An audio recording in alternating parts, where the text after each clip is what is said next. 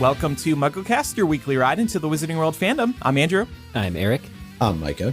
And I'm Laura. And this week, we will be arguing in defense of some of the most controversial, least favorite, most complicated characters in Harry Potter.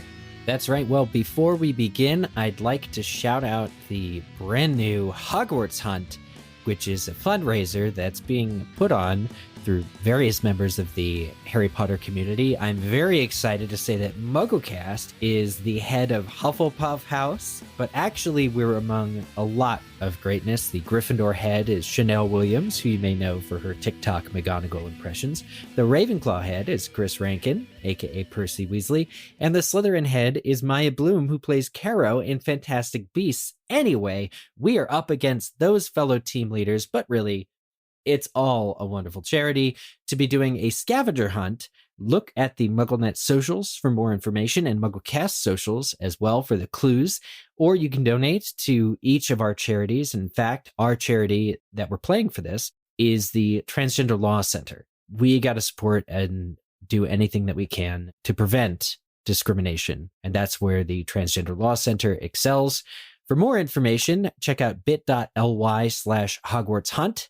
And definitely stay tuned to MuggleNet and our social medias for more info. Thanks, and happy Pride Month, everybody. So, yeah, we'll have a link in today's show notes. Thanks, everybody who helps out with that. All right, Laura, so let's jump into today's discussion.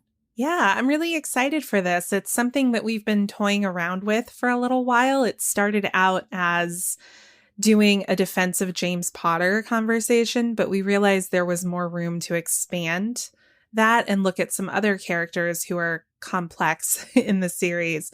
But I thought as a warm up, each of us could bring one character to the table who we think is completely indefensible, and why we think that there are no redeeming qualities for these characters. Andrew, it looks like you have everybody's favorite second year defense against the dark arts teacher. Favorite.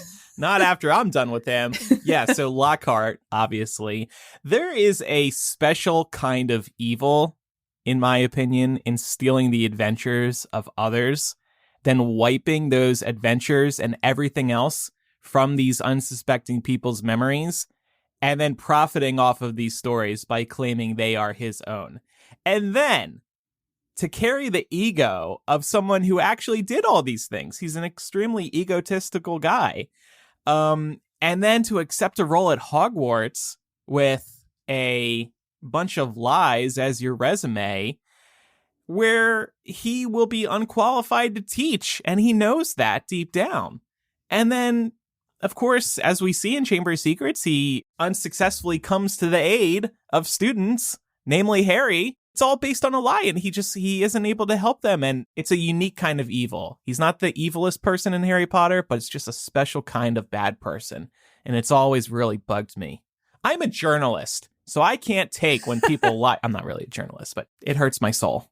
You're an independent journalist. Former Andrew. Independent journalist.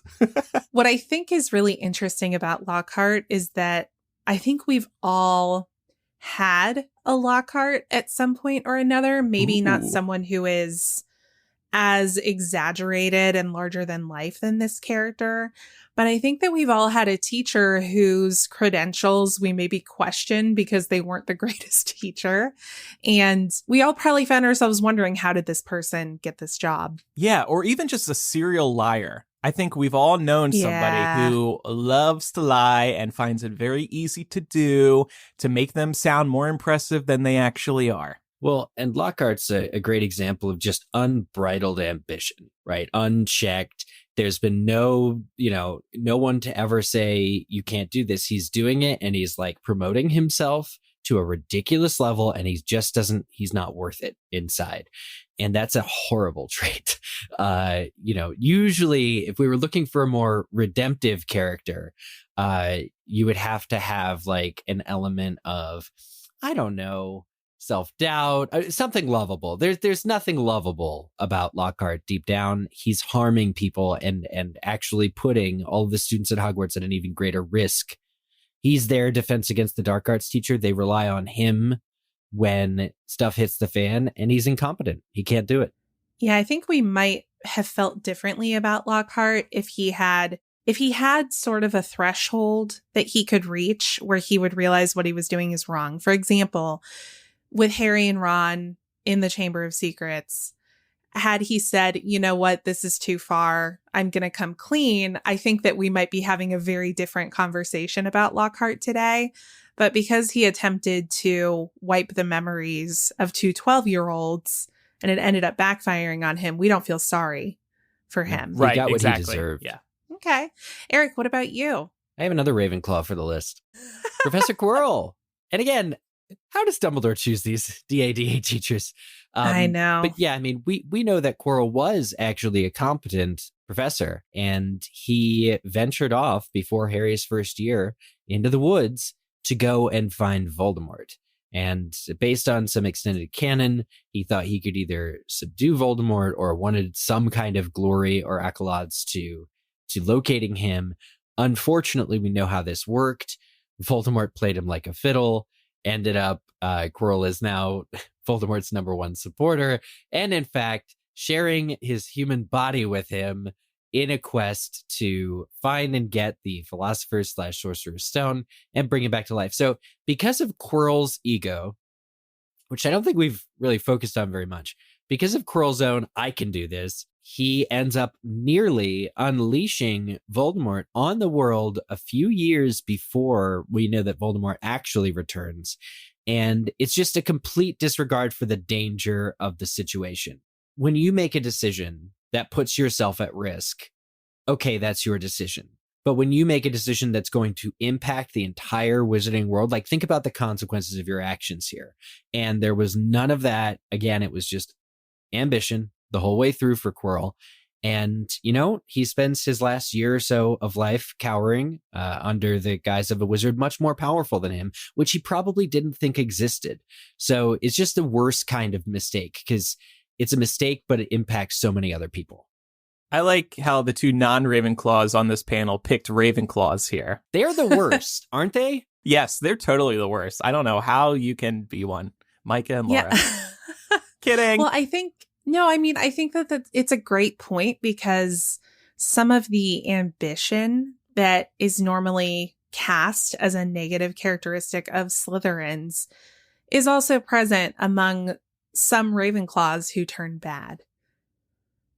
So I like that we're equal opportunity offenders on this show when it comes to the houses. I think too, like as a Ravenclaw, if you have a so-called big brain, right? Turn that intelligence. I guess the expectation from where I'm sitting on my comfy chair in Hufflepuff is that you turn that towards the betterment of humanity.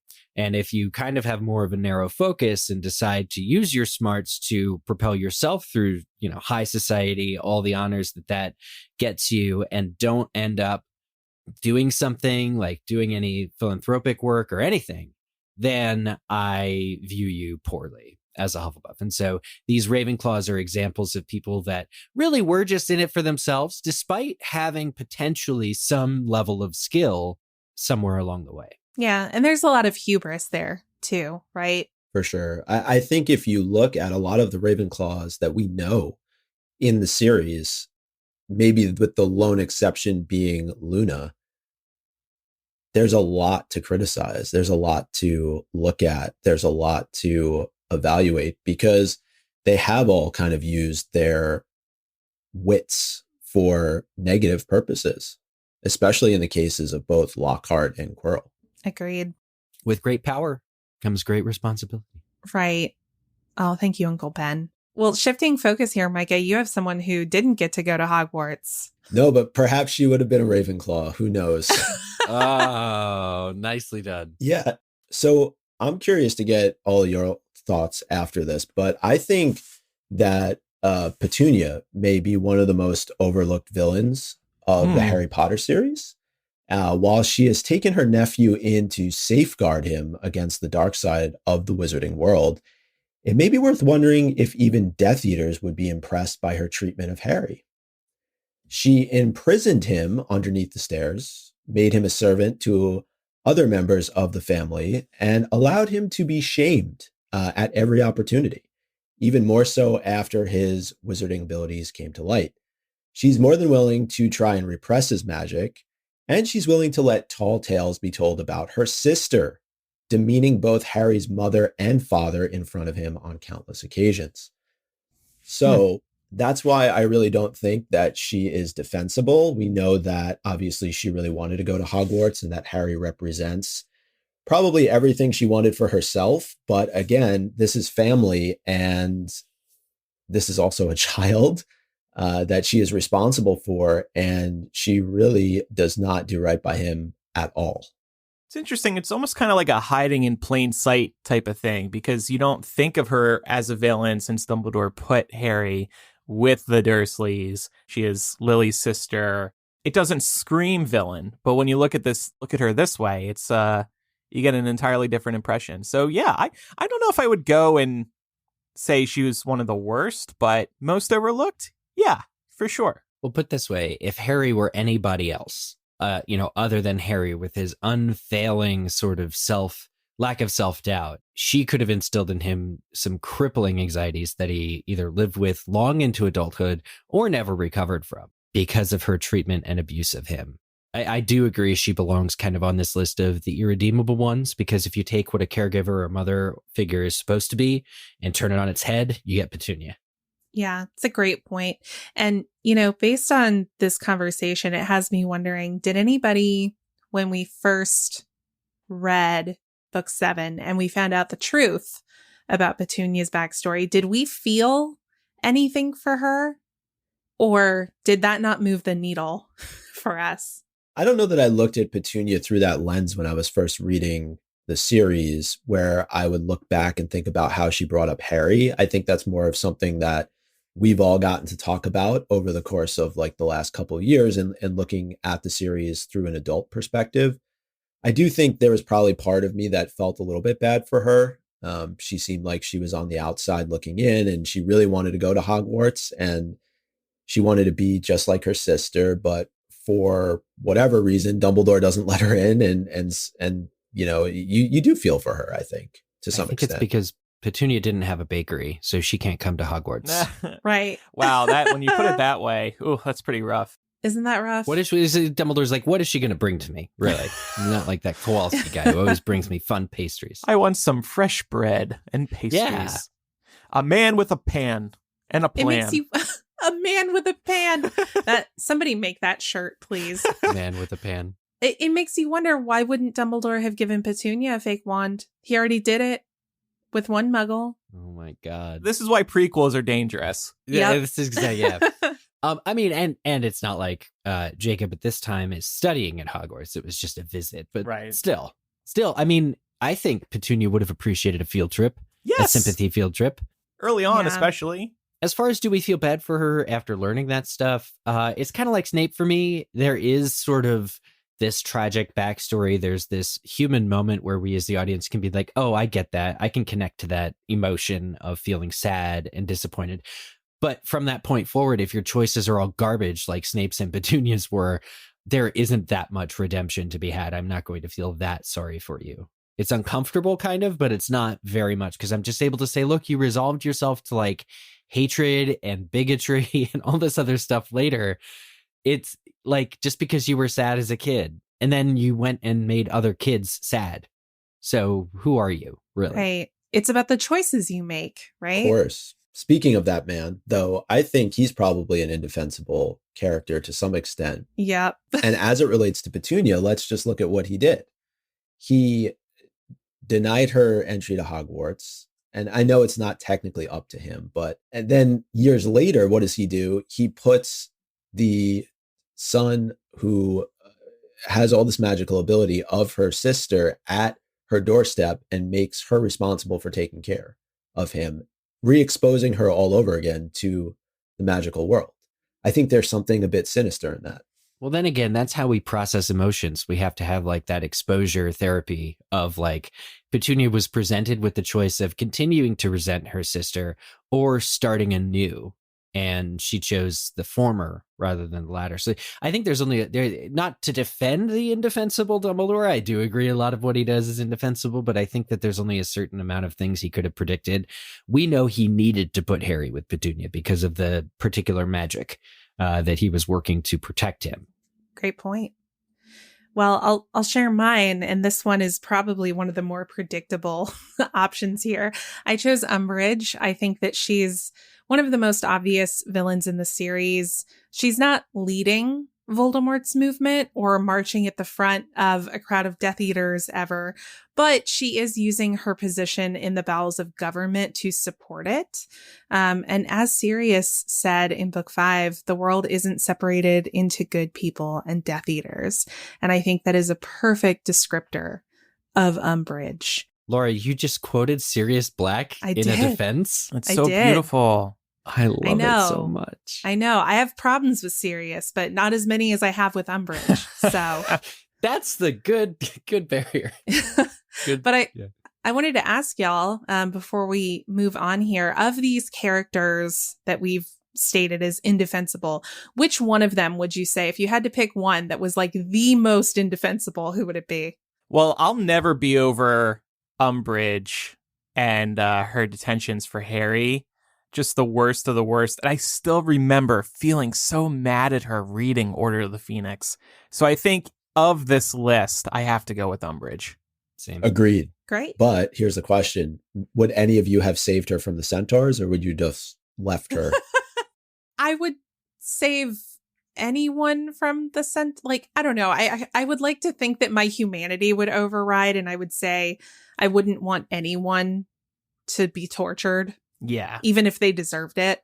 Yeah, because we're good people and we want to help somebody when they're in need, no matter who they are. I mean, there's some people you draw the line at. But well, it's tough because in that moment they have to get away. Like Hermione and Harry have to get away. They don't have an opportunity to really stop what's going on because Umbridge was so unrelenting in letting them go or flee or do what they need to do or listening to them or any of the things a teacher should have done, that it had to be that way with her. I am glad to hear that we're all in agreement that Umbridge is like the most indefensible of these characters, because later on in the episode, we are going to be defending her. So great job, y'all. Half of us are going to be defending her. Yes. Well, we'll be coming from different points of view on it. Have that to look forward to. And here in a moment, we're going to talk about which characters we love to hate. But first... Well, if you've got issues and need to work through them like some of these characters, then listen up, because this week's episode is sponsored by BetterHelp, who provide therapy online. Life can be overwhelming, and many people are burned out without even knowing it. But symptoms can include lack of motivation, feeling helpless or trapped, detachment, fatigue, and more. Burnout can happen when you work too much, so it's important to take breaks and keep your brain in check when you can. Taking care of yourself is so important for your long-term success in both your work and personal life. But work is not the only cause of burnout, and BetterHelp Online Therapy wants to remind you to prioritize yourself. Talking with someone can help you figure out what's causing stress in your life, and they'll give you actionable steps to take care of the problems. That's exactly what I did, and it's been immensely helpful in managing my work-life balance. I love using BetterHelp because my therapist can always be reached on my phone. I can write them a message anytime or easily schedule a meeting, and before I know it, I'll be able to meet with them from wherever I may be. BetterHelp is customized online therapy that offers video, phone, and even live chat sessions with your therapist, so you don't have to see anyone on camera if you don't want to.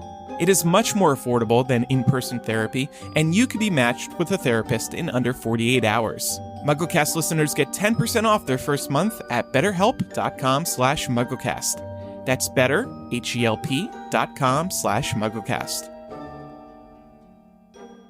Well, I thought we could shift focus a little bit and talk about the characters that maybe they're not necessarily indefensible, but they are the characters that we love to hate. Oh, man. This one was so easy for me. Percy Weasley. This buttface falls in love with the Ministry. He's so proud of himself for getting the job. Of course, Fudge just promoted him to junior minister to keep an eye on the Weasleys and Harry and Dumbledore, actually. So he's so excited to get this role. He prioritizes his Ministry family over his own family. He doesn't believe Dumbledore that Voldemort is back, Dumbledore's off his rocker, Fudge is awesome and amazing and right. And then, of course, the truth is finally revealed, And he comes to his senses, Percy does, and feels really guilty, but he got played big time. And the reason I love to hate Percy is because I just love seeing him realize his mistake. And it was a very big mistake. And it knocked him down a few pegs, ego-wise. He was very egotistical with that role at the Ministry. And it turns out he was wrong. His letter that Ron just gets and like scoffs at. Yeah. So is a great part of that book because you're just like, he's what now? Yeah. So smug, if I recall correctly. Well, Percy is someone who's power hungry. Mm-hmm. We see that even when he's at Hogwarts, he takes, being a prefect and then head boy perhaps a little too seriously. He also cares about the responsibility, though. That's the thing. Is like, I think he really enjoyed being a prefect, first for the honor, right? And that's what Fred and George constantly pick at him for. But I think he also feels like he could handle the responsibilities in any given role. I might make a unfavorable comparison here, though. I don't think he's that much different in his ambition than Umbridge. If you look at it, they're both very much disappointed in their father's lack of achievement within the Ministry, that they themselves go to the Ministry to kind of ascend to these levels of power. Here's the difference. Umbridge knows what she's doing is wrong, and Percy's just bought into the common public sort of perception of the day. Percy is towing the Ministry line only so far as it seems to be a plausible, reasonable route and falls out of it. Umbridge actually forcibly creates the world she wants to see and the reality she wants to see by bending the rules and sending Dementors after Harry to make sure that Fudge as minister would support her actions. And there's, I think, an entire canyon of distance between those two characters for that reason. They're comparable in the fact that I think they both have some daddy issues. And if you look at Percy, I mean, within a very short period of time, he is already buddy-buddy right there with the minister. Now, the minister doesn't even know his name, so that is kind of a bit of a slap in the face. However, I'm just saying, if you look at what he was able to achieve versus what Arthur was able to achieve in his long career at the Ministry, it would be night and day for those on the outside looking in. And obviously, Umbridge does something not all that dissimilar. She gets very close to the minister and then can sort of, as you were saying, enact her own policies as a result of that. I'm not saying they're similar in character. I'm just saying they're similar in terms of how they chose to approach their careers. Yeah, I think the key difference is Percy is, of course, a good bit younger, and he does redeem himself, albeit in the 11th hour of the series, but he does eventually come around much earlier in his life than Umbridge, and we're never led to indicate that Umbridge ever came around after any of this. So that's really the difference, is just the choice Percy made later on in the series to come back into the fold of the good guys. Onto the light side. Mm-hmm. Yeah. I mean, it just represents to Percy does the capacity in all of us, even among good families, so-called good families, to stray to like sort of a totalitarian fascist regime. Pure intentions, but it really is tricky out there. Admittedly, it happens. So I'll give Percy that, especially when you're growing up. But, all teens are rebellious when they're teenagers. Yeah.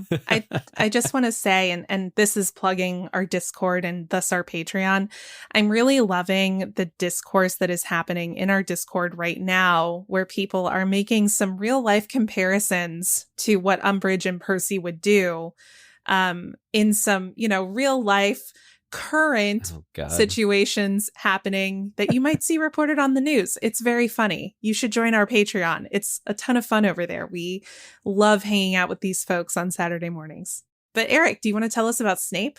This is a real easy one. Yeah, Snape. But I put him in the category of love to hate. I think that, as a function of these books, insofar as they're formulaic, there is that big misdirect. There is the person that is held up as this guy's the bad guy, but he turns out not to be the bad guy. So starting way back in book 1, Snape being held up as this cruel teacher that is dirty all the time, hangs out in the dungeons, really has nothing going for him.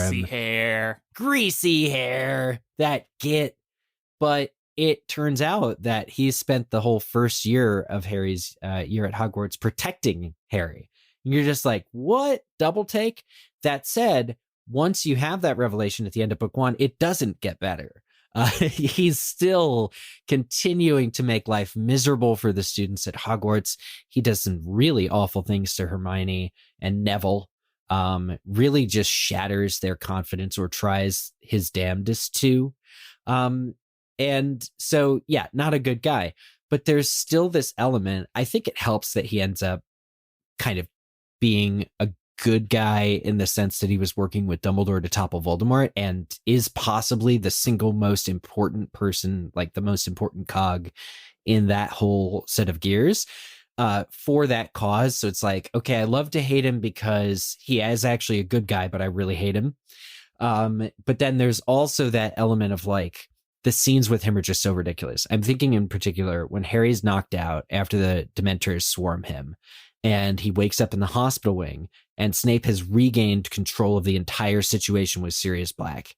And he's talking with Fudge and Fudge is just like so delighted. He's like, oh, Order of Merlin, 2nd class, 1st class, if I can manage it. And Snape is just like basking in the glow of this righteous act that's going to get Sirius, who he knows at this point is innocent, is going to get him like murdered or worse.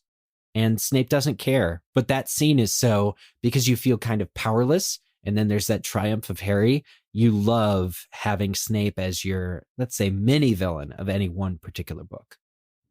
Yeah. Snape kind of has a one-track mind when it comes to doing what's right. Because what's right for him is that he knows he has to keep Harry alive. It's very minimalist. It's similar to Petunia in a way. Like, she provides the most, and I mean the most, basic of housing for him so that she can satisfy the requirement of letting him come home once a year. And Snape is doing the bare minimum to keep Harry alive. And it doesn't, like, the ancillary characters that Harry cares about don't really seem to matter to him because he doesn't care so much about Harry's quality of life or mental state. He just needs to keep him alive because he made that promise to Dumbledore after Lily died. Also fun to hate Snape just because of the big Snape good versus evil debate back in the day. Yeah. Just fun to hate on him from that perspective, too. It was kept ambiguous. Well, even the Marauders map makes fun of Snape. Yeah, so true. It's like everybody jump on everyone's board. Favorite punching bag. Poor guy. Yeah. Do we remember what side of that debate we were on back in the day? We'd have to pull up the old episodes of MuggleCast. I know. Man, I wish I remembered off the top of my head. I feel like we were pretty solidly in the Snape is good corner because we had done so much theorizing. And we were like, no. Like, as Eric was just describing, though, like, good is such a vague term. Yeah. He's not good. He's both good and bad. Mm-hmm. It's crazy that a character that murders Dumbledore could be considered a good guy, but I think we all kind of razor focused, if I'm remembering correctly, on the Severus Please thing. Yes. To really remember that, like, Dumbledore planned this. And I remember feeling after reading Half-Blood that because it was part of Dumbledore's plan, Snape, again, just is not guilty, like, is not a bad guy, so to speak, of doing what he's doing. Well, Micah. Yeah. Love to hate. Love to hate, but I also think indefensible. So she probably fits both categories. And this may be influenced a bit by Helena Bonham Carter's portrayal of Bellatrix. However, we know that she is easily Voldemort's second in command. And I believe I'm quoting David Heyman here from our episode 200 interview with him when he said, she has a deliciousness to her evil. We don't know much about Cygnus and Druella Black, her parents, but it is fair to say that the Black name and reputation speaks for itself. She's clearly a pureblood loyalist and obsessed with the dark arts being taught by Voldemort himself.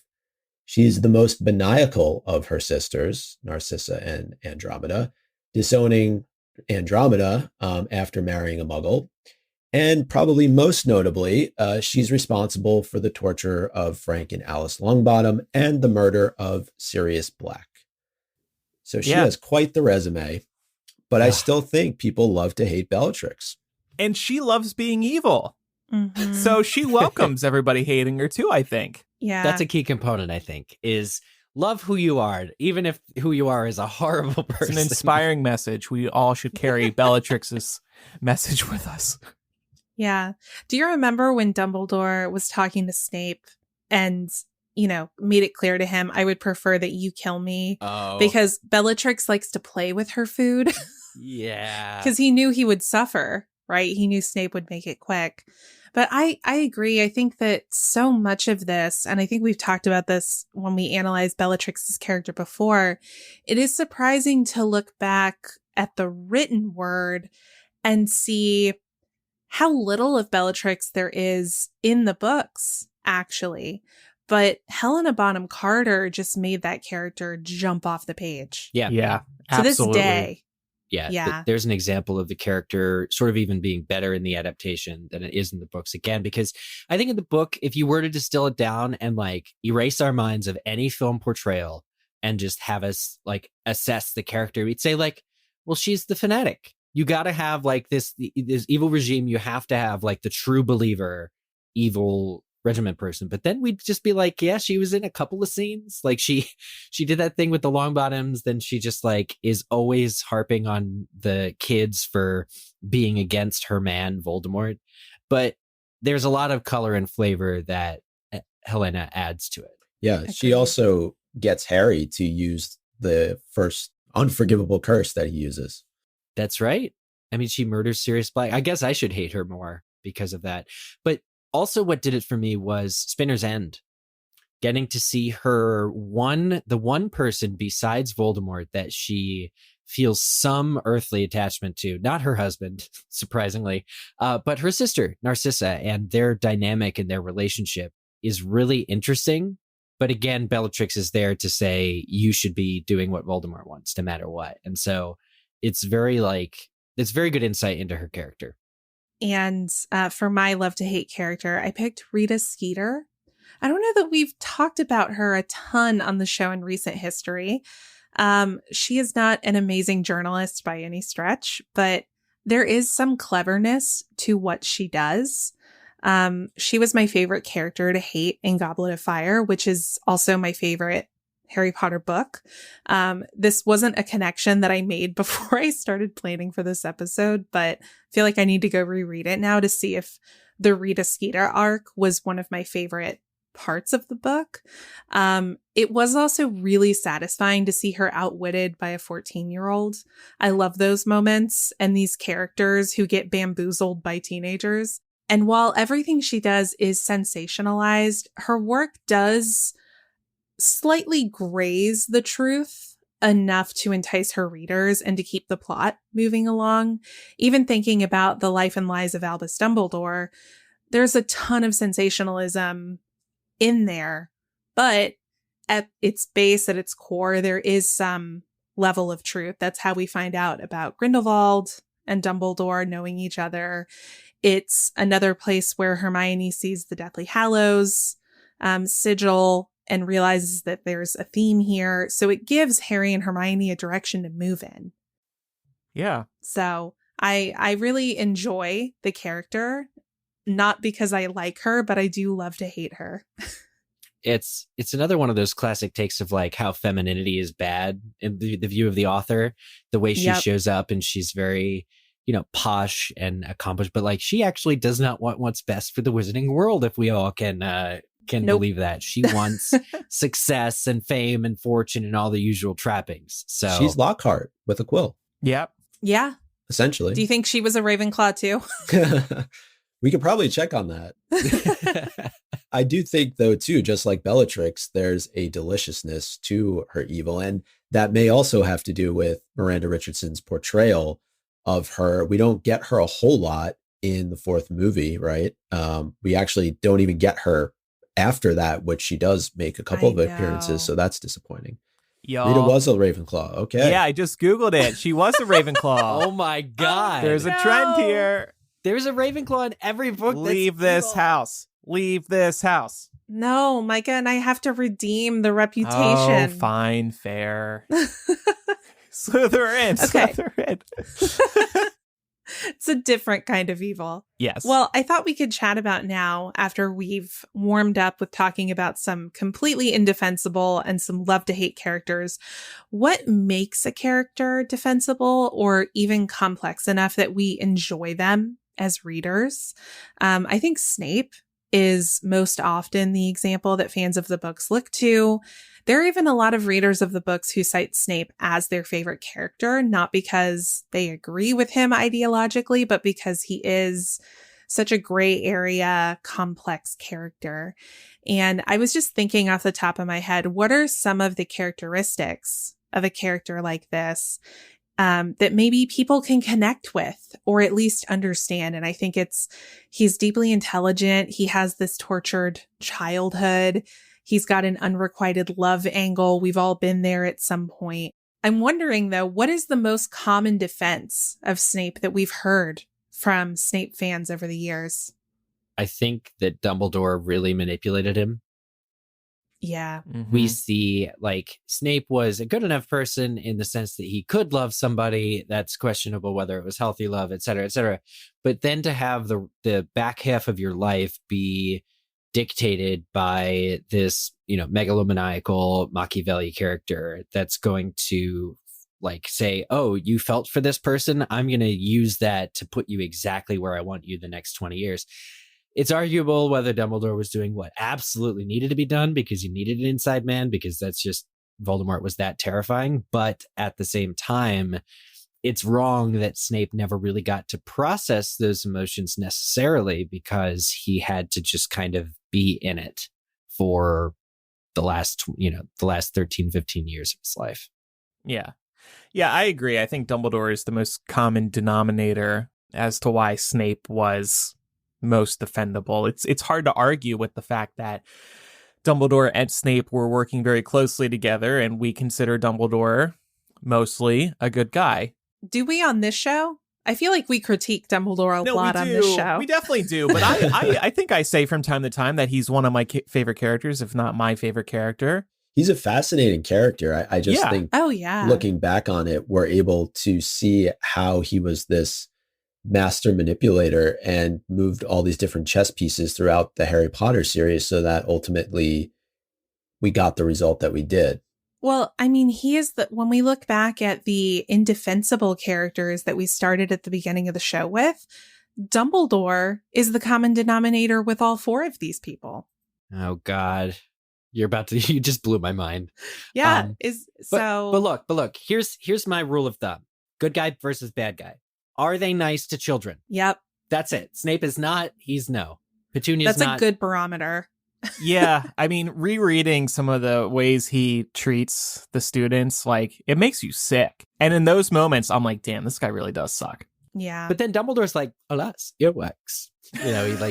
He really makes effort, I think. Even with Ron, when he and he gives the points to Neville at the end of year one. I think because Dumbledore was good with kids, he's okay, or a little bit more all right. He's good with kids, sort of interpersonally. Yeah. But he doesn't put kids in the greatest position either. Oh, yeah, there are kind of all those security nightmare moments we've been talking about. Yeah. Well, speaking of, something that could potentially lead to a security nightmare, or at the very least an emotional nightmare, let's talk about Filch. I think Filch is not a character that gets discussed often, but I think that there is somewhat of a defense that you can make of Filch and his really terrible, sour personality. He's a member of a society that treats him like a second-class citizen. Yeah. Yeah. And not to bring up Dumbledore again, but I will. I was wondering, do we need to really defend Filch, or is it more of a question of Dumbledore's judgment? Because Dumbledore essentially makes Filch the Hogwarts custodian. And Filch is a person with no magical ability that has to clean up after children who constantly remind him of what he is not. He's already at a major disadvantage in his attempts to discipline and do his job, maybe less so with the younger students because they'll obey authority, but certainly the older ones are not going to listen to what he has to say. And I really think that comes down to the fact that it's doubtful he has the students' respect. He can't even use magic to do his job. And given his job, this would be a major benefit. So I think, at one point we looked at how kind of inclusive Dumbledore is in terms of his staff at Hogwarts, but I feel like in this role for Filch, it's very difficult for him to do his job. It's almost like Dumbledore is putting him in a position to be ridiculed. I really would have liked, now I see there's this absence of sort of why Filch does it. We get the sense, we know what he's missing, which is magic. We see the Quickspell whole thing in book 2, which is a big deal, him being a squib and all. But I don't understand why he would put up with all of these, forgive me, shit heels at Hogwarts, these students that are just going to make his life a living hell. Is it just because he feels inferior for not having magic that he then needs to be in the only magical position he can be as a custodial worker for this magic school? Because that's a lot of scrubbing old trophies. That's a lot of polishing. That's a lot of bullcrap that you're putting yourself through that otherwise you wouldn't. I really wish we would have gotten that component of why does Filch continually subject himself to the abuse? I don't think we ever did. I was just looking around and I don't really see any official backstory. That would be nice to know. And I would assume that there is some reason and story that if we read it, we would be like, oh, okay, now it all makes sense. I assume it has something to do with him wanting to go to Hogwarts. But yeah, you would think that okay, you take this job and then you do it for a few years. You're cleaning the trophies and all that. You're like, what am I getting out of this? And then maybe after that, he decided, well, I've got nothing else going on in my life. What am I going to do outside of this? Maybe it's one of those examples of he was looking for another job and just never found one. The job market in the wizarding world is very, very slim. Yeah. Although I could see him being like a bartender at the Hog's Head or something like that. Oh, that would be great. Dumbledore could have hooked him up with Aberforth. Yeah, I can see that. But I also think there's something really cruel, though, about the detention aspect of Filch, right? A lot of times he's the one that's carrying out detention and imposing that on students for doing something that he himself is not capable of doing. And I'm also thinking about taking the students into the Forbidden Forest like he does in Sorcerer's Stone. He's not qualified to protect them in any way. Mm-hmm. Should something happen, the students are more equipped to protect Filch than Filch is the student. So security nightmare. I don't understand Dumbledore's rationale here. Yeah. Yeah. My assumption was always that job prospects for squibs are extremely limited in the wizarding world, and that Dumbledore, assuming completely positive intent, Dumbledore was thinking, well, this is at least a safe, I'm doing air quotes here, a safe place for a squib to be because Hogwarts is a fortress. And, I can see him going about it that way, but we also have to remember the Quickspell moment that we got with Filch in book 2 when Harry found his, correspondence, magical learning courses. Remember when he was in his office and he found him on his desk, and there was that moment of realization that, oh, Filch really wants to learn magic. I want to be a wizard.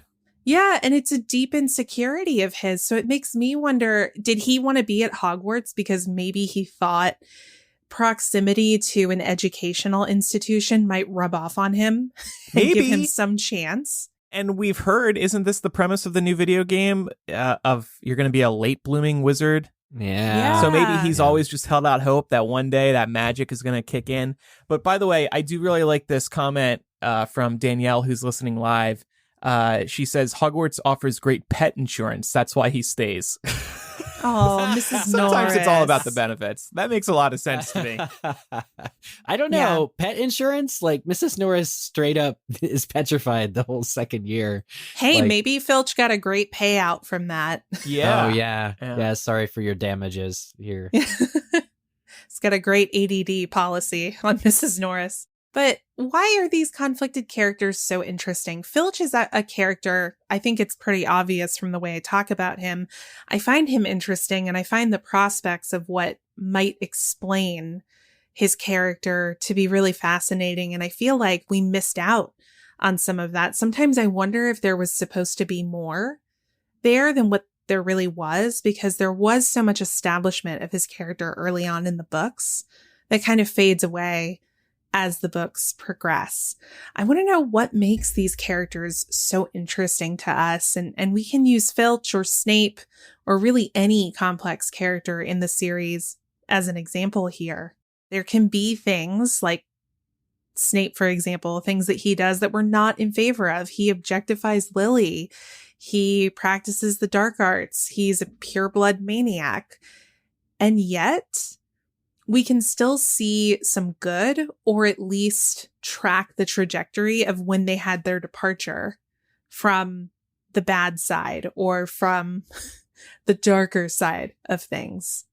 I think part of it is the mystery, the intrigue around the unknown. I think, too, it's crucial that there's a point of connection for the audience on any character, of seeing either themselves in a character or a universal truth in a character, to see again where specifically they diverged. And it's like, oh, I could have been this way if I had made these same choices, or if I had this same trauma. Like, that's a point. Or in the absence of all of that, just seeing a master of his craft, which Snape is. As potions master, you're like, okay, I hate this guy, but look at him brew a potion. And then what makes him, like, what qualities that are like these horrid qualities makes him really good at this? Because I'm going to learn kind of what makes a potion master get to where he is, and see if any of that involves some of the stuff that Snape is displaying. So I think Snape was interesting from that angle too. The fact that he was not only a head of house, but objectively the best potioner in the entire series. Or, oh, I hate this guy, but unrequited love. That's so sad. Or, oh, he's working with Dumbledore. Okay, well, maybe there's something here. You know? Yeah. Or, oh, he was bullied horribly during his schooling years.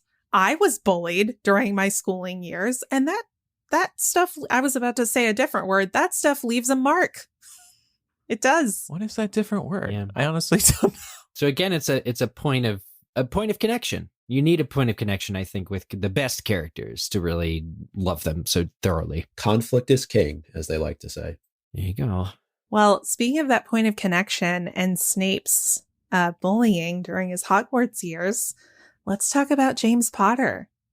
James Potter was the original inspiration for today's discussion, and I think that he warrants some nuanced conversation. Do we think that James Potter, as we see him in the memories in Harry's or in the books, is he better or worse than Snape? Or are they the same? For me, it's so hard to answer this question because we don't get a lot of James. And a lot of what we do get of James is through Snape's perspective, which is likely going to be skewed. Yeah. Now, I'm curious, though, is it fair to say that James's treatment of Snape helped define Snape's decisions and who he would ultimately become? Because I think that the bullying of Snape was likely a constant reminder of how Snape was being treated at home, how he saw his mother being treated by his father. And it's fair to say that Lily ultimately choosing James was probably similar to his mother staying with his father. I know that's digging levels deep into some of the psychology of what's going on here, but I don't want to pigeonhole James here. People have disagreements. No, I think looking at it from Snape's point of view, I've never thought of him potentially comparing James to Tobias. But I think you're absolutely right. He probably sees these archetypes of men in his life who are abusive towards him, and he lumps them all together and assumes that because, Tobias was incapable of growth or improvement, that James probably wouldn't be either. Snape cast him as a role and assumed that he was static and wouldn't grow. And in both cases, the women that he loves ends up going to these abusive individuals. Ooh, man, that's deep. Yeah. And you can think about how that would really bother you as a person. You're like, wow, I see this happening again here at Hogwarts. Will I ever get out of this cycle? Are a lot of people like this? Am I just going to keep encountering people like this? I tried dropping the mic, but it didn't work. Yeah. You could try, but don't. Yeah, I mean, for me too, it's like we were just talking about what makes an interesting character. And I'm like, you need that point of connection with that person and how they grow. And it's very exciting. I don't have that with James. I think you'd be hard pressed to find it. James is very, for how close he is to the main hero of the story, 1 degree of separation, his father. We have possibly the least about him than we do for most of the peripheral characters in the series. And we've seen him the least, partly because he's dead. But I think that, like, unlike Lily, whose love is this resounding, ever, present thing for Harry and allows the series to really continue, James is relegated to just a few moments here and there where people are commenting about James to Harry. And so we don't have that point of connection. It's really hard to say that James grew or evolved, or because we don't see it firsthand. Yeah. And I think, to a point that I think one of y'all inserted here in the doc, the only lens we have through which to observe that change is Lily. We know that when Harry first sees them interacting in Snape's worst memory in book 5, yes, she clearly doesn't like James. So something had to have changed between when they were 15 and when they got married and had Harry. So I'm wondering, do we believe that James could have truly outgrown his bullying tendencies? I think we actually brought this up in a Slug Club meeting last month with our patrons there, where we were wondering, 15, James dies when he's 21. Is 6 years enough time to really grow out of that? No. And this is my big reason for trying to defend James. Sometimes when you're growing up, you're not a great person, you're a bully, but a lot of people do grow out of that. Think of our in high school bullies. I think a lot of them are pretty normal now. That doesn't mean I necessarily forgive them for what they did back in those days, but you grow out of it. And Harry became a great person, right? He's a good guy. Some of that comes from being James's son. He's a Potter. So I have to think that James would have been a good guy, was a good guy post Hogwarts. Really interesting. Yeah. For me, it comes down to an either or surrounding Lily. Either she compromised her principles and married a jerk, or he became less of a jerk. And maybe there's an in-between. Maybe there's, maybe Lily feeling bad about the falling out with her lifelong friend, Severus Snape, started to feel as though James's tauntings of him were more valid than they were, or had cause, as a result of Severus's choice to completely surround himself with the dark arts and dark side. So maybe James was right that there's something off about Snape because he chose not to be friends with Lily anymore. And so I think that there's some nuance there. Sure, there's some room there, but ultimately Lily would not have married somebody that wasn't good for her. Yeah. So that's kind of the way I answer that question of like James's whole personality. It's like, well, Lily, who we love, chose this guy, and I don't think she was doing so in like a self-deprecating manner. So he probably did change a little bit. # trust in Lily. Just Yeah.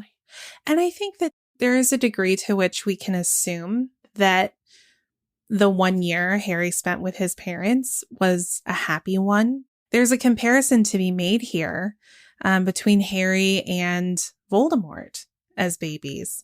And there's a ton of psychological research into the impacts of your upbringing, particularly during your first year of life, that things that happen to you during that time, even though you won't remember them, do have an impact on your capacity to grow and thrive and handle certain things. So if we're looking at Harry and Voldemort as sort of opposites, Voldemort was in an orphanage and would not have been receiving the level of care that Harry would have been receiving from his loving parents who he lived at home with. So we can at least say, it's probably safe to say that James was a loving father. Absolutely. Which to me indicates some kind of growth. Yes.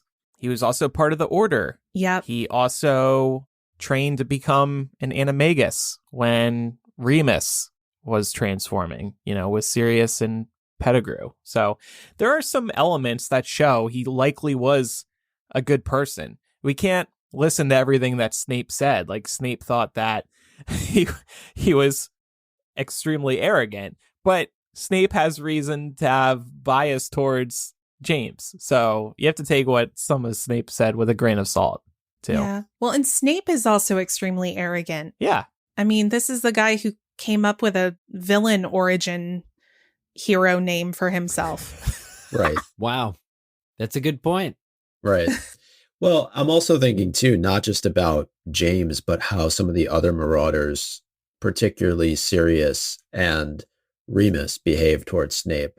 At least with Remus and Snape, they seem like they're both, like, they tolerate each other, even if they don't necessarily like each other. Whereas Sirius and Snape, it's very much a defense of James, right? And I don't know, like, is Sirius sort of the wild card in all of this? And would James at 30-something be behaving more of an adult towards Snape than Sirius is?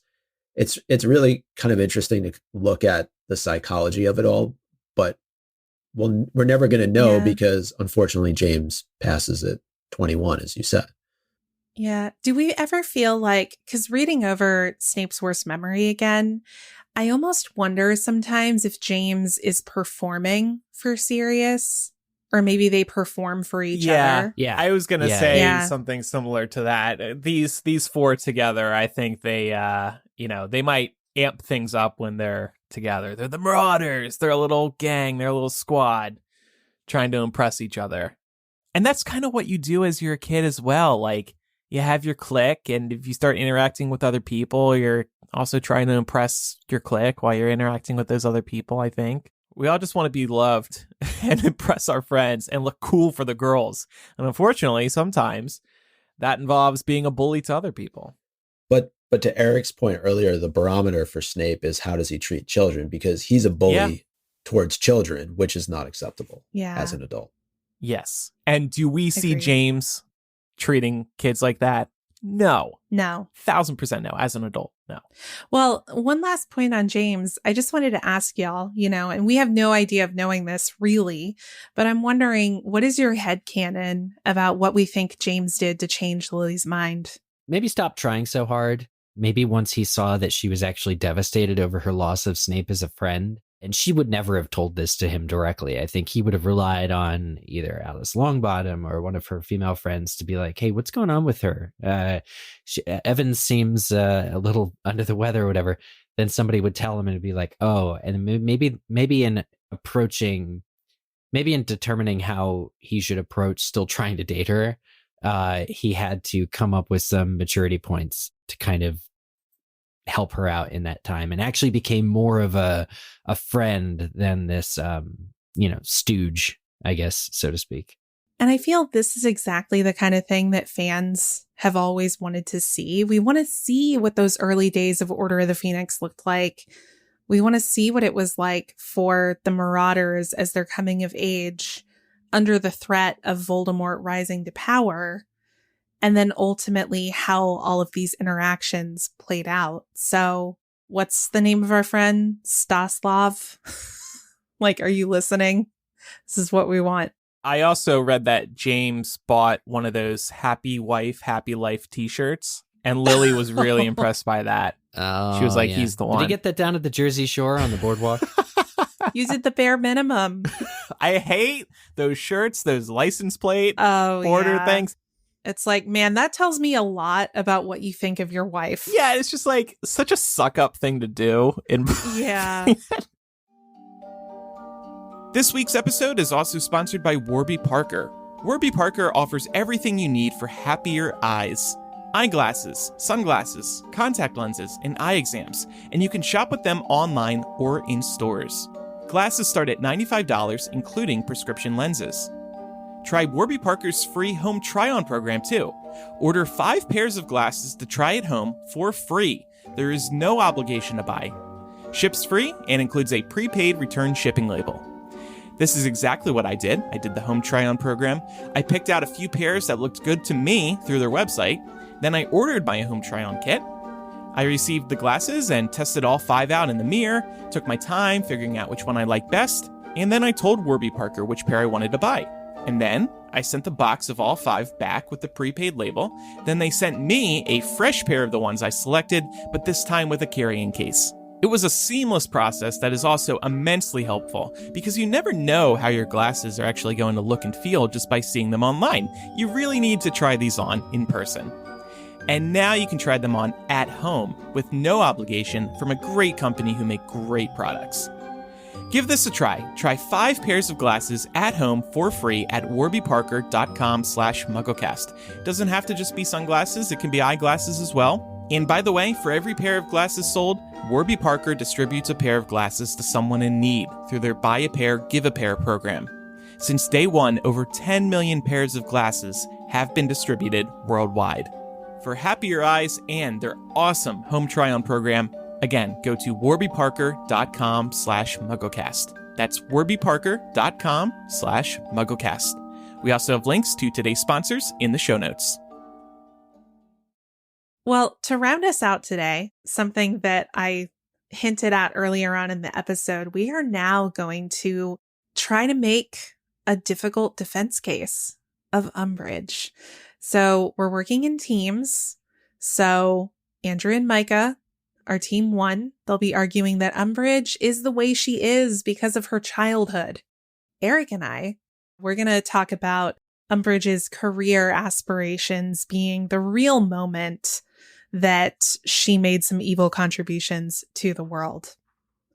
But it sounds like Andrew and Micah, you're ready to kick it off. I came all the way to Leavesden for this, as you can see by my background. Oh, yeah. Micah has an Umbridge office background today, yes. With the cat. With the cats. Micah and I are arguing that Umbridge is the way she is because of her childhood. So Umbridge, and this is all canon, Umbridge had an upbringing that put her in this position. Her father raised her to dislike her Muggle mother and her squib brother, which then, in my opinion, rooted an evil bias in her. The harm she and her father caused pushed her mom and brother out of their home and life. That's true, which showed Dolores the power that came with treating others as less than. So then she gets to Hogwarts as a student, and she never received a position of power that she had wanted, like head girl or a prefect. And that left her feeling deprived. It left her with a hole in her heart. She wanted control. And this was all the more reason for her to aim for power and control later in life. Right, Micah? Absolutely right, Andrew. And if you want proof that her childhood influenced the way she is today, look no further than the relationship she forms with Filch, who is a squib, given what happens with her brother, also a squib. And that her father worked in the Department of Magical Maintenance at the Ministry, a custodian, let's just say, and that's essentially Filch's Hogwarts role. One could argue that she sees her brother and her father in Filch and is in fact trying to make amends for past family issues. Separately, to Andrew's point above, Umbridge got a taste for what it was like to treat others as less than in her upbringing and remove said people from her home early on, and effectively does the same thing at Hogwarts with various professors who she considers to be beneath her. She removes Trelawney. She removes Hagrid. She tries to remove Dumbledore, but she considers, I wouldn't argue she considers Dumbledore less than her, but I would argue certainly she considers Trelawney to be less than her. Certainly she considers Hagrid as well as others. So I definitely see a correlation here between her upbringing and where she's at today. Agreed. Thank you. We got canon to back us up. There's no beating us today. I'm sorry. Well, speaking of canon, I totally agree with you that what happens to someone during their childhood can have a significant impact on their capacity for adulting, right? And doing so in a way that is productive and not harmful to society. I completely agree with that point. But there are also plenty of examples in these books of people who were abused as children who didn't grow up to be bigots. I give you Neville. I give you Harry. I give you Sirius, who is a great example of somebody who was raised in a very similar ideological environment to Umbridge. None of them grew up to be this way. And I think ultimately, Umbridge is someone who was so driven by the desire to hold on to power that she saw the writing on the wall at the Ministry and realized that she needed to fall into line with Fudge to have a chance to climb that career ladder and grow her power and influence. This was a choice she made as an adult, not as a child. And yes, she was already primed to hold these kinds of reprehensible views before she got to the Ministry, but had the ideological tone at the Ministry not allowed for her to help fill the bigoted vacuum, there wouldn't have been anywhere for her to go. There are bigoted adults everywhere. I'm sure some of us have known some, but the key difference between those people who are bigots in their day-to-day lives and, the ones that are then handed political power is that the person who's a bigot in their day-to-day life has a much smaller sphere of influence. But someone who is able to step into a position of power and exercise that can have a much more negative impact down the line on a greater number of people, which is what Umbridge does. Agreed. And I'll only add that, thinking about what you guys were presenting about her childhood and her relationship with her father and how he, supposedly taught her to dislike her sibling and mom, she also distances herself from her father. Umbridge's ambition, which may have been learned at a young age, is so unchecked that she also chooses to distance herself from her dad because he was a custodian at the Ministry of Magic. So she has no relationship with her father, and that's because she sees it as a barrier to her own success and rising within the ranks of the Ministry. So that's cold, that's calculating, and that takes a whole generation, I think, to develop. And the idea that she could rise to power so quickly and stop at nothing to get that power shows me a very sort of mature sense of following one's dreams. There's nothing childish about it. She has chosen time and again to be this way, and it's gotten to the point where being this way brings her joy, that we see her throw a temper tantrum when she doesn't get those moments of joy because she needs it. But this is all born out of this sort of gradual evolution into the character that she is, which these are adult choices that she's making. But I would just say she is the way she is. You're arguing because of her career aspirations, but where do those career aspirations come from? Her childhood, her upbringing. Yes, she wasn't a good person as a child. This would be one thing if maybe she was, but she wasn't. Right. I mean, neither was Sirius. Right, but Sirius didn't grow up in the same circumstances as she did. And I would say, too, that certainly it's all about her own choices, but those choices subconsciously are influenced by her childhood and how she was brought up, how she developed the relationship with her father, certainly impact her decision in terms of her career choices. She wanted to be more than her father. She wanted to hold a higher position of power than her father did at the Ministry. She sees her father as a failure, and her father taught her things that she then grew to take into later in life, how her mother was treated, how her brother was treated. She enacts those things out constantly in Order of the Phoenix and later on in Deathly Hallows against those that she considers to be less than. So I would argue that it all begins in her childhood. But there's a definitive choice for her. She is someone who receives a full education. She works for the government.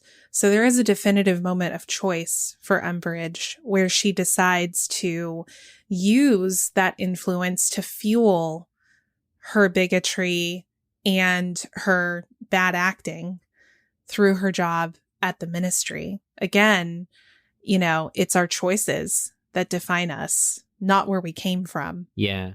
And there's a point where all of her hobnobbing can only get her so far, and she causes the events of the beginning of Order of the Phoenix in order to further her own selfish cause. Even her beloved Cornelius would not agree to send Dementors to Little Whinging, and it's up to her. She decides that she is going to, that Cornelius will be so thrilled by the circumstances if Harry is just removed from the playing board. That's a serious calculation on her part that I don't think has anything to do with her childhood or how she was raised, and more to do with her ambition, more to do with her career prospects. She sees a way for her to immediately get at the top of the pile, and it's by doing that. It totally does, though, because that's pleasing an authority figure. And you could argue that's trying to please a parental figure as well in Fudge. But it's so shallow. I don't think she actually believes that she's going to get, you know, like, it's not seeking daddy's love here. It's seeking power. Well, no, I mean, she has a picture of him on her desk. That's performative. I mean, I will, you know, we drew some comparisons between Percy and Umbridge earlier on in the episode. Percy's upbringing couldn't have been more opposite than Umbridge's upbringing. Mm-hmm. And yet they both ended up in very similar places. Right. And I'm not disagreeing with you about the choices aspect of it. But in as much as Umbridge's choices are informed by her childhood upbringing, so are Percy's. Yeah. You have to, I think, at least admit that some of her actions as a child influenced her later on. It's not like none of that was carried into her adult years. Well, I think with every waking day, you have to choose what kind of person you want to be. And after a certain point, it's either you're going to grow weary of choosing to be a bad person, or you're not. And she doesn't. Well, and I think it depends on, again, what you choose to do with that. Like I said, there are plenty of people who are brought up in racist, bigoted homes with backwards views. Umbridge. That want to take us all back. Agreed. Umbridge. That want to take us all back 50 years. But not all of them seek political office. That is a conscious choice. When you are going from saying, I believe these things, and this is the way I want to live my life, yes, you will still have negative impacts on people that you meet in your day-to-day life because of who you are. But that sphere of influence exponentially increases the second that you pursue a job in politics, because you're making decisions for everyone at that point. Well, think of it like why Dumbledore backed off from being minister. He knew that he couldn't trust that aspect of him. Like, he knew that his views at one point in his own life would have had devastating consequences on a large number of people. And that's why he never allowed himself to be minister. Umbridge sees that part of herself, if she has so much self-reflection, and just goes for it. She's like, no, I'm right. I'm going to get all the power I can get. Right. But you'd have to ask yourself that question. Why does she choose to go the route of becoming a member of the ministry in the first place? It's because her father worked for the ministry, and she saw him as less than in performing a role that she considered to be beneath him and beneath their family. So what is she trying to do? She's then trying to go to the ministry herself and raise the Umbridge name to a higher level. That sounds like a career aspiration to me. But the stemming choice from her is childhood. Informed by her childhood. Yeah. Informed, yes, but not because of. I think all of this is true, by the way. Yeah. Well, of course, but that's the point of a debate, right? You're taking very not always black and white sides of a conversation. I cannot accept that. If she was raised well, she would have suddenly transitioned and been the evil person that she is today. No way. No way. You would have to find some trauma in her past that would have caused her to behave that way. You do get people who choose to see others as less than. I think overall bigotry is a learned behavior. Hatred is a learned behavior. Intolerance is a learned behavior. I do think that. But at the same time, there are still those people that are inclined to view themselves with an unhealthy level of superiority. And I think all of this is true. I think that what Umbridge chooses to do in her career feeds into the worst possible part of herself and her superiority complex that drives her to make horrible choices with devastating consequences. Well, thanks for participating in this exercise, y'all. Fun. It's obviously intentionally difficult because 1, we're defending Umbridge, but 2, we're taking 2 statements that are both true. Yes. Right? And trying to argue where the most influence came in when the reality is it's both. Yeah. It's both. That said, listeners, which side of this debate do you fall on? We'll have polls up on social media this week, so you can vote one way or the other. We're MuggleCast on Twitter and Instagram. I believe that's where the polls will be, but we're also MuggleCast on Facebook and TikTok. So follow us. And we definitely had a bank of controversial characters that we didn't even get to today. So, of course, there's Cornelius Fudge. There's Ludo Bagman. That's someone we haven't talked about a ton. There's Lavender Brown, Cho Chang, Marietta Edgecombe. Mundungus Fletcher is another really interesting one. So we may revisit some of these in the future, but we would love to hear your thoughts. Yeah, let's try to keep that in mind. Don't worry, other controversial characters. We didn't forget about you. We'll get to you one day. You didn't sneak out of this. Not yet. Well, if you have any feedback about today's discussion, you can pen an owl and send it to mugglecast@gmail.com or use the contact form on mugglecast.com. To send a voice message, record it using the voice memo app on your phone and then email us that file or use our phone number, 1-920-3-MUGGLE. That's 1-920-368-4453. However, if sending a howler, please give us a warning so we can turn our volume down. Thank you in advance. I can just see that email now. This is a howler. It is like, do you think we're really clicking on that though? Warning, warning. All right, it's time for Quizzitch. Last week's question. Dumbledore's nose appeared as though it had been broken how many times, according to the first chapter of Philosopher's Stone? The correct answer was at least twice.